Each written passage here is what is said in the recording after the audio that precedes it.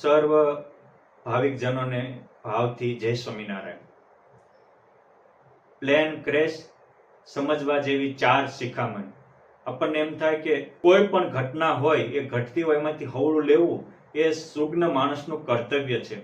કોઈ પણ વિસર્જન પાછળ પરમાત્માનું કાંઈક સર્જન હોય છે અને જે વિસર્જનમાંથી સર્જન શીખે એ જ સુજ્ઞ વ્યક્તિ છે.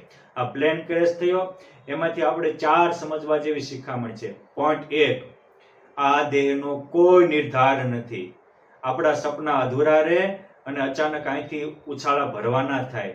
અનુભવી સંતની અનુભવવાણી છે કે નહીં આગળે કાગળેથી જણાવે, નહીં કોઈ સાથે સંદેશો કહાવે, અચાનક અકસ્માત આઘાત જેવો, અહો આવશે એક દિન કાળ એવો.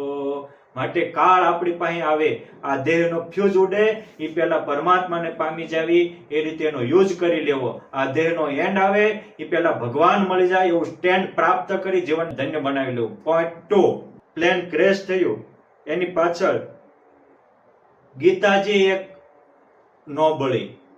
એવું કહેવાય છે કે ગીતા એક પંડિતજી હતા એની પાસે હતી, જ્યાં માણસના રાખ શરીરના તે ખાખ થઈ ગઈ હતી ત્યાં ભગવાનની ગીતા અમર રહી. શું કામ? એ ભગવાન આપણને આમાંથી સંદેશો આપે છે કે તમે ગીતાના જ્ઞાનને અનુસરશો છતાં તે અમરપદ પામી જશો. ગીતાજીના જે સંદેશાઓ છે એને આત્મસાત કરશો તો સુખ દુઃખમાં સમતા રહેશે, માન અપમાનમાં સમતા રહેશે, જય પરાજયમાં અડગ અને અચળ રહેશો, નિર્મોહી નિર્બંધ બની કાળના માથા ઉપર પગ દઈ અને પરમાત્માને પામો એવા શક્તિમાન થશો. માટે બીજો સંદેશો છે ગીતાના બોધને આત્મસાત કરવો, અર્થાત પરમાત્માના વચનને જીવનમાં અપનાવવું. ગુણાતીતાનંદ સ્વામી કહેતા કે જેટલા વચન પડે એટલી વાસના બળે, વચનનો લોભ એટલો પ્રભુનો કોપ.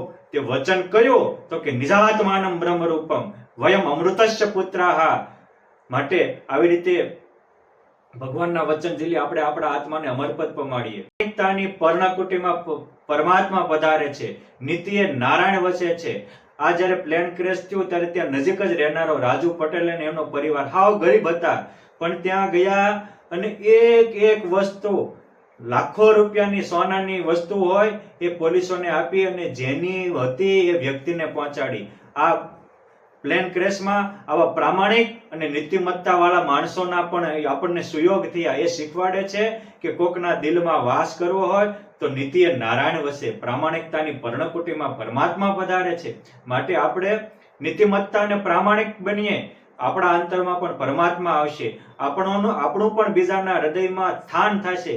માટે કુટિલતા, કુસ્વભાવ અને પરાયું હરામનું ખાવાની વૃત્તિ મૂકી અને સાચો સન્માર્ગ સ્વીકારીએ, કુકર્મ છોડી સુકર્મ કરીએ, કુભાવ છોડી સદભાવ કેળવીએ, અધર્મ છોડી ધર્મના પંથે ચાલીએ અને અનીતિ મૂકી નીતિમાન બની નારાયણના વહાલા બનીએ.